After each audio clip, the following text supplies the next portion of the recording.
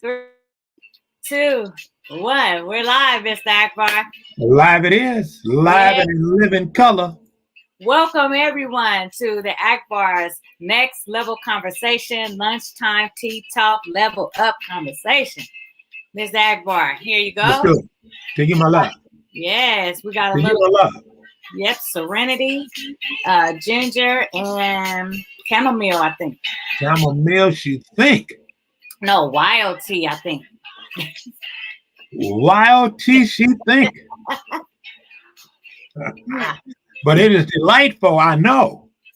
Yeah, so we are family. Today, our conversation from the 5Fs rolled all the way back around to family, faith, family, finance, fitness, and fun. So, Miss Akbar, I know you got to jump off a few minutes early. I do. Yeah, so if you don't mind, you want to just jump right on into it? Into family, man, I can't wait to get right in the middle of family. You know, like at family outings, family gatherings, when it's more than just a funeral, Oh, my goodness. you Yeah. know? Yeah. Have So some fun, right? yeah. So those type of events where you go to the gatherings that are most popular, it seems, are funerals. You see, and then you Oh, meet your wedding, distant right? you meet your distant relatives, from different states. Everybody come in. I didn't know you was Lucia's son. Never knew. And then all of a sudden somebody passed away, and you know a lot of people that you didn't know that's in your family. Wow, isn't that something? So we need we Yeah. need we need to we need to broaden that because like I was watching Madea and they had the family reunion deal on. Yeah, that Man, was it just warmed my heart to be able to see and remember when those type of events were going on all the time, frequently in the community where somebody was having a family reunion and everybody was welcome.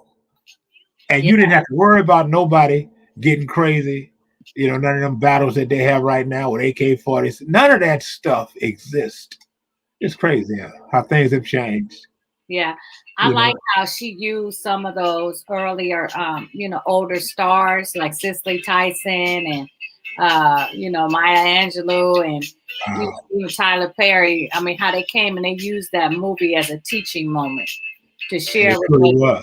Yeah, how we're so focused and busy being busy, opposed to taking this event, this opportunity to get to to love on one another and to really be family. Everybody want to appear to be looking as if they weren't at a family reunion, a family gathering, and was not honoring the elder. And so I like the fact that they brought that back home. How important it is to honor your elders.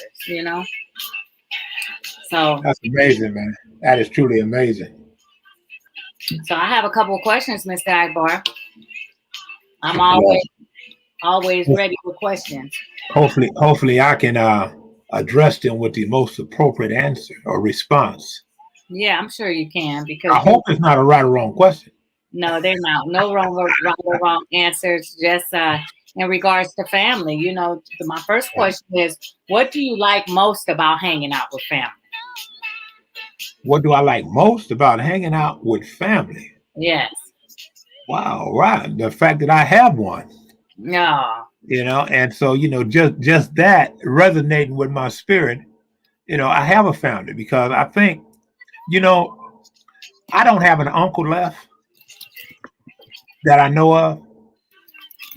There are no more living uncles that I have in my family, and I remember growing up, I had several uncles, but now I don't have a living uncle. And I think about the areas that I don't have, and it helps me appreciate more the people that I still have.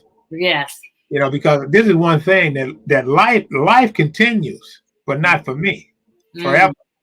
So it's like life is forever, but not for me. What do you mean by that? Well, it's like things are going to happen, and things are going to grow, and things are going to die.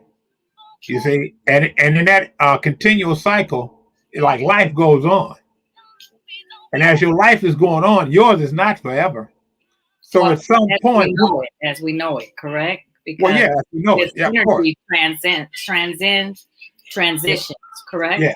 And let's clarify that then, as we know it. You see, And so I know now I have to take full advantage of the opportunities that are in front of me. And this is the thing, right? The opportunities that are in front of me, I've been blessed with taking advantage of them, but they're not for me. They're for me to go give to the rest of the world. Mm-hmm. You see, so it's all about me sharing my gifts, whatever God has provided me with. But see, now the world has gotten so restricted, in the concept of abundance. Everybody's just trying to make ends meet, just trying to get through the day safely.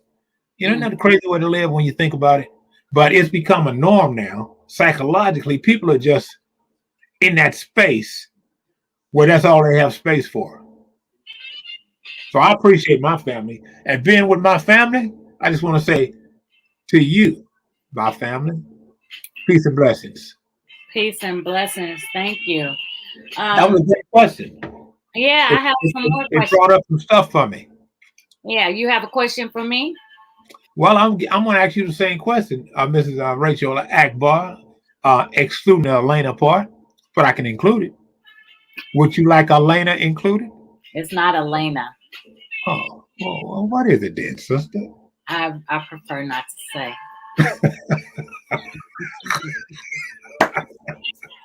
All right. But So the same question to you about family, right? And so what do you really cherish most about your family?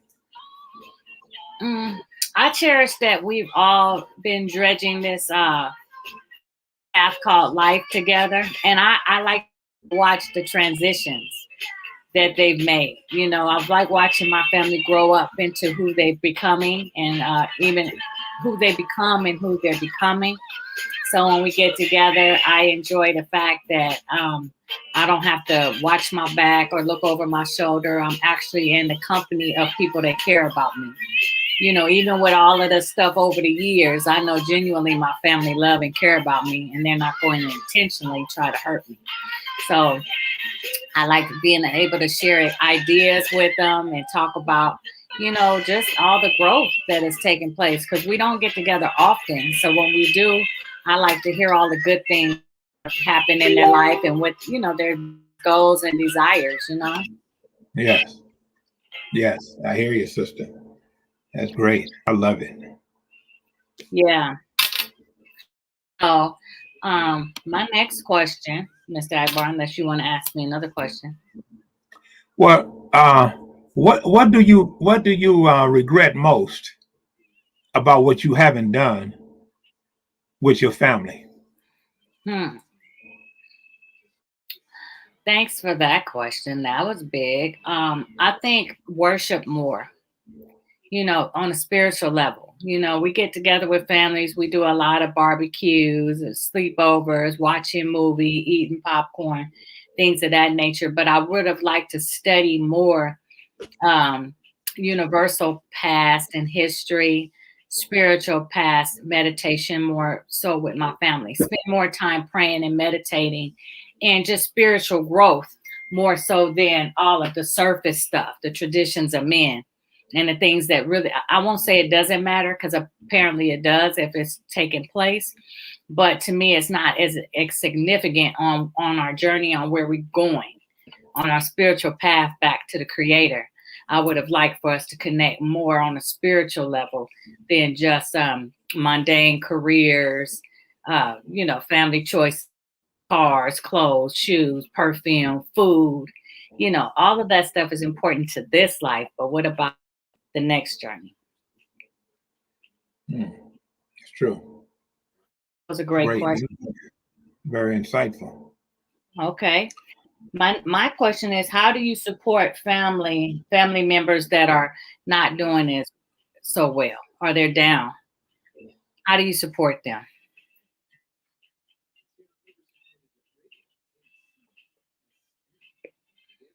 Are you frozen? I could tell him that he froze in a good position, huh? Because he usually don't like when he freezes with his mouth open or something like that. Well, while he's reconnecting, I would just say the way I try to support family members that are down is, Am I back? yeah, you are. I want I was telling the audience, I said that you froze cute.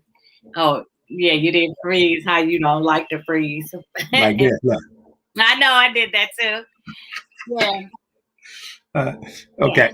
And so now the question was again. How do you support family members that are down, that aren't at their best? Oh no, so that's difficult sometimes. It's a great question, but that's difficult, to because sometimes we forget how to uplift somebody when they're down, and often it's not advising them or trying to give them anything other than your presence, and let them reveal how sometimes is down, right? We already got our preconceived notion about how to boost them to another level, and we start inspirational talks.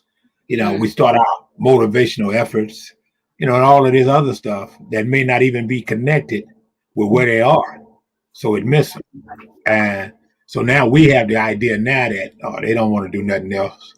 But the idea of what it really is, were we able to really settle in and connect well enough so we can decide on how we can best to support them, as a family member, because connection is key, and I know I've fallen victim to that.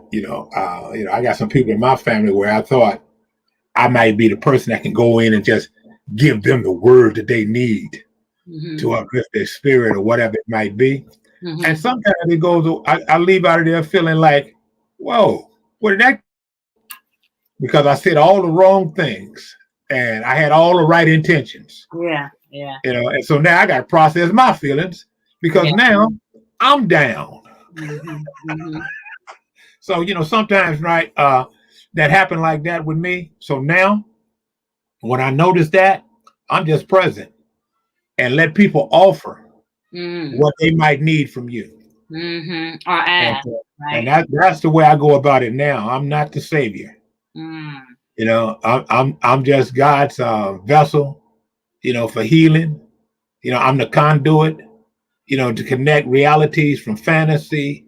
I am that person, be able to, if you allow me to, but I don't know what that is until you share with me what it is. Does that make sense? It does. I like that too. Yeah. So often we say that, we don't offer our advice or our opinion. Sometimes you just listen and let someone ask you for your advice or ask you for your support. But I think it's almost like a human nature too to want to fix it, to offer unsolicited advice just because someone is sharing something. Or on the flip side, I have a family member that every time you share something, whether it's something to celebrate or something that you're experiencing that's not so good, they always have an experience to share. And I think that's a human nature thing as well. We always want to do that as a form of identification or connecting, but sometimes I think that takes away from that person's experience when you just have to put in, oh, I've done that too, or this is what happened with me, and they haven't asked you. Now, if they ask, that's a different story. But just being present and being able to be that space, hold a space for someone else, sometimes it's not always easy. I mean, easier said than done, because automatically, if someone says something we can identify with, we always want to make it about us, and not intentionally. But if you bring up like if someone tells me they just graduated from college with a degree in psychology, I can just simply say, oh, that's wonderful, congratulations, and go more into, what school did you graduate from? What do you plan to do now? How can I support you? Opposed to, oh, I graduated with my bachelor's degree in psychology too from Holy Names University in 2018. Now all of a sudden I've taken they shine and I made it about me, opposed to continuing to celebrate. So I think it should be more on a conscious level to do our best to be the space and just to actually be present for someone else's stuff, especially if it's not a question. Hey, didn't you graduate from from the university. Oh yeah, well, what did you take? Now someone's interested in my version or my story, not so much taking in Sean. So that when not, who not, what and what not, I think is super important. Hmm. Right. That's interesting. You say that because I think about that as you was talking. And why do often folks do that? Mm, And it always comes to me, because the thing is empathy. mm-hmm. Trying to understand what people are, put myself in their position just long enough to have a better understanding or gauge of what they might be experiencing. And so it keeps me in a place of growing and learning. When I do it like that, because it suspends judgment. When I come from that empathetic place, and I think most times people have an exaggerated sense of who they are, and even though it's exaggerated, it could be on the low end. And so there, people are trying to compensate, trying to make up. They're trying to prove, that they're worthy of, and they don't have to. But all that indicates is that most times they're uncomfortable with where they are and who they are. You see, so they have to continue with this comparison to qualify that they're okay. And so, I look at that and I think about that as I notice people do it often enough to have my attention. I just go into that space in my head and try to understand better what's compelling them or urging them on that path of proving that they either were better than. So it's crazy. Society has bred all of these crazy ideas that comes to the surface now spontaneously. You see, they just come up spontaneously. Sometimes people do things in such an impulsive fashion that they gotta apologize for it, or they gotta correct themselves in midstream. Because it's what society got us on this compulsive kind of wavelength. Everything is reactionary. You see, it's crazy, but it's the way it is right now. And so it takes a concerted effort on each individual's part to identify where they are and start preparing themselves and building themselves, developing themselves to be the very best that they're capable of being. But then tomorrow now, you have more work to do. Because when you build yourself up today to be the very best that you're capable of being today, guess what you've done? You've elevated yourself. So tomorrow you got to start from that elevated place. You don't go back down and then start up again. Start from the place that you built up to. Does that make sense? It does. And what point you made, I just didn't want to cut you off. Yeah, it is about being present. And something you said, like when someone is sharing with you, they're trying to build their confidence right then, trying to build their character, self-esteem. And then as soon as you shoot it down with talking about your accolades and your contributions, it's almost like you poke a pin in a balloon, And then also when you said why people do that, now, mind you, everything I'm saying, I've done it as well. And that's the whole thing. When you said in mid sentence that they apologize, I appreciate when people do that because at least they thought about, wait a minute, this is not about me. They were sharing something with me and I just started talking about me and made it about me. So I can appreciate people that say, oh, you know what? Excuse me for interrupting, or please continue. You know what I mean? Just acknowledging that they just took over, so to speak. So I think we all have room to grow, and that's why I think these topics are so important and serious to talk about. I have another question too. Well, let me just respond to some of what you just said. Okay, please. Because it's like in these type of encounters, engagements, it's not really malice. Malice and ill intent has no place there. So that's the whole idea, right? It's like somebody didn't intentionally, offend me or be rude to me. Right. They're trying to compensate for where they see themselves in the world. Okay. You see, and they're trying to position themselves in a place where allow them. So it's not even about me anymore. You see, and so when people say, I don't mean to interrupt. Yeah, but they do it anyway. That's a whole that. But see, but when they say that, we know, their intentions were what they were, or what they are, but the idea about it is they are so compelled, to qualify themselves. Mm-hmm. You see, and so it's just an indication that people are just not where they want to be or where they feel comfortable with being. So now they got to overcompensate by interrupting and Mm-hmm. letting you know that I too am Mm-hmm. qualified. It's not necessary to do that if you too are truly qualified. And another that lets you know that they were in their head preconceived notions about what you were talking about. They still weren't present because even for them to interrupt, they had to think about whatever they were getting ready to interrupt about to say.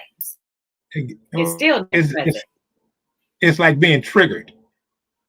Yeah. You see, once you trigger right, it becomes compulsive. Right. Opposed to Until, waiting the person is until you done. get it out, it's obsessive. Yes. You Yes. see, and no ill intent, none of that stuff is in the equation. But we can come up with our own ideas about that. That was rude. That was Yeah. disrespectful, and Yeah. all of those other negative energies that adds to that situation and make it about something entirely different. So Right. communication is so important and effective if you do it effectively, Mm-hmm. right? Because like even when those situations happen, I determine really the outcome of that because I can go to that place. Man, don't disrespect me like that. I was talking, right? And Right. make it something else. And it wasn't really about me. It was about them trying to qualify themselves to be, an equal player on the field. Yeah. They can That take was it. offense to it though, Yeah. right? Like We what spent I'm a saying, lot what I was of saying time. earlier about the level of empathy that keeps you balanced in your engagement, Mm-hmm. right? Because even when somebody is being obnoxious, it's like, wow. Now being judgmental, you can go there with some other acronym, but being empathetic, you be trying to understand, wow, it must be extremely difficult for them, Mm-hmm. and now look how they're acting, Right. as a result of whatever and I don't know. Let me see if I can understand better what's happening here. Mm-hmm. Keeps me from going into that other energy. Right. And that's what's important. It keeps me from going into that other energy. Right. Where I can give you and on and on and on about how you offended me. Correct. Yeah, the empathy, like you just said, is almost asking yourself, what is this person experiencing that they had to interrupt what I was saying, make it about them, and then go through all these motions, correct? Right. It's like somebody, isn't it crazy? Somebody asks you a question, and then when you're responding, they start answering the question. It's like, did you want me to answer that, or did you want to hear what your answer was to that? Yeah, that's your answer. Mine is like, see, you figured it out all by yourself. Yeah. Yeah. And then I go on about mine. Okay. The last question is, when do you know when to back away from a family member? I know. When do you know when to back away? When I'm not being effective in whatever I was trying to do. You see, so it makes good sense if we talking or having a conversation and it escalated now to where both of us talking at the same time. Mm-hmm. What's the use? Yeah. I'm not going to engage that. But I remember a time when I was coming up. In order for me to establish what I wanted to say, I'd have to hush your lips up. And how do I know how to do that? Well, I'd swell them up. Something in the mouth. Okay? So, but as we become adults, those methods they don't work in adult life. And so, yeah, but so you have to learn how to transform, from where you were physically to where you are now mentally, and handle things differently.